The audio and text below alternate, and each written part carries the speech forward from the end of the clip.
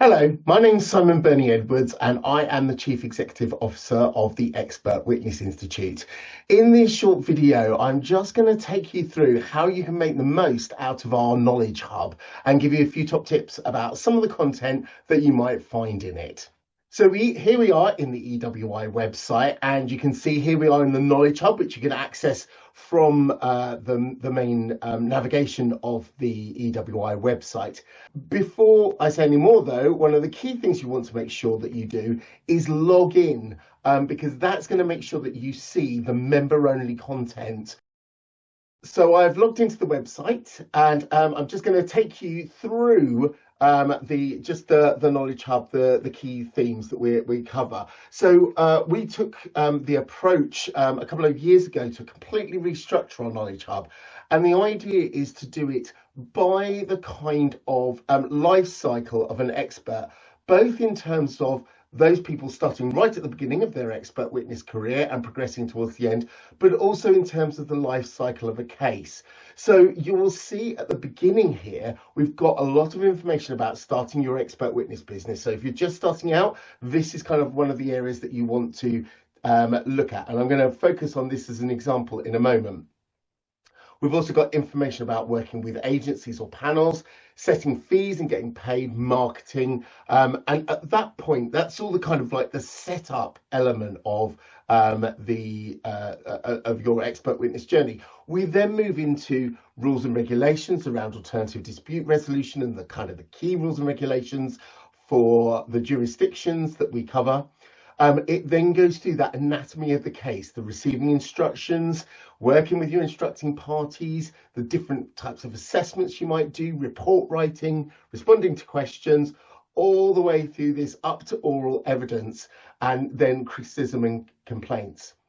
We've then got some information at the end to support you, partly around maintaining your professional edge, because it's really important that you keep up to date in terms of your expert witness practice, not just your professional practice.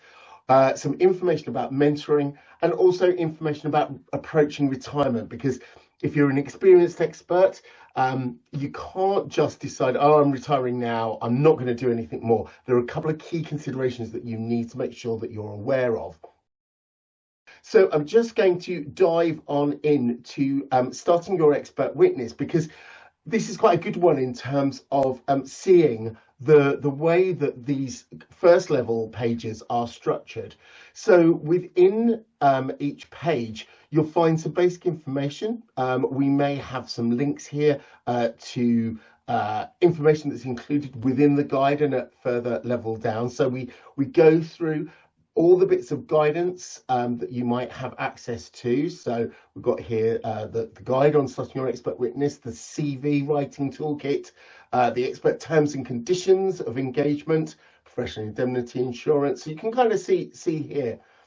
So there may be information about training that will be included here, but also then we go to related content. Now at each of those high level pages, there is a list of related content, and that will be news items or case updates or podcast episodes that particularly relate to this topic. So whilst you can find those informations under news or case updates, also here's a way of kind of curating the things that we think are most relevant to you, depending on that topic area. Another improvement that we've made is the inclusion of these kind of downloadable guides to particular areas. So you'll see as you go through, and this is an example from expert discussions and joint statements, that as well as the online content, which we've kind of made available, so if you want to navigate through it online, you can do so, but we also have it available as a downloadable guide that you can have a look at. If that's how you prefer to do it, and you can kind of download those and print those out if you want to be able to refer to them, or as I say, you can just access the content available via the website. Finally, one of the other areas that I just wanted to really highlight as part of the Knowledge Hub is the member helpline and the frequently asked questions. This gives you the opportunity to see some of the kind of key questions that have been asked of our Board of Governors, where people have submitted inquiries about a particular issue that's relevant to their work.